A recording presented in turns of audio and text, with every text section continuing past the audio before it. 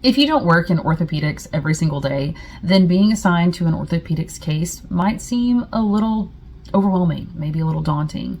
And if you're new to the OR and you're on orientation, then that first time in orthopedics can seem a little scary, maybe even terrifying. But it doesn't have to be.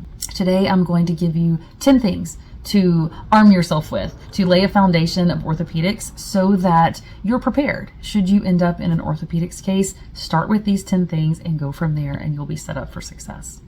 Number 1, pay attention to laterality. Always confirm it with the patient.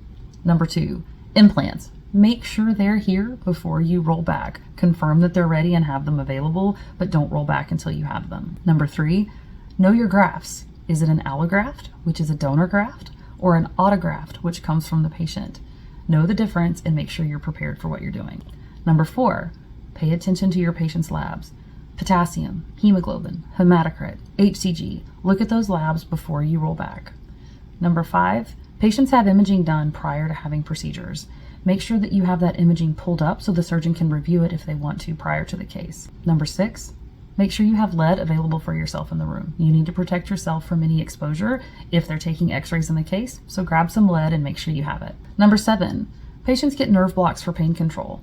Make sure that you're aware if your patient's having a nerve block, and also make sure you pay attention to the limb that's gotten a nerve block so that you protect it, and that you protect any dressings or any catheters that are there so that we don't mess up the nerve block and prevent the patient from getting the pain control that they were hoping for. Number 8, we have a lot of specialty tables, including the HANA table and the Jackson table, and they can be overwhelming.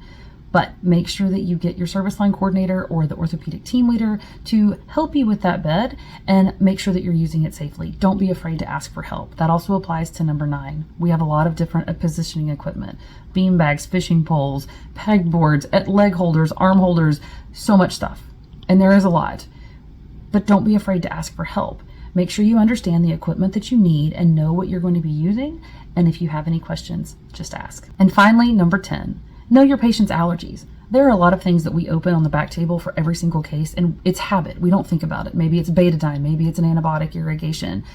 But you need to know your patient's allergies so that you can not open those things if your patient's allergic. So now, that's 10 things. It's not a big exhaustive list, but it is 10 big things that are very important in orthopedics. And if you will pay attention to these 10 things, you're on the road to success and you're starting out on the right foot.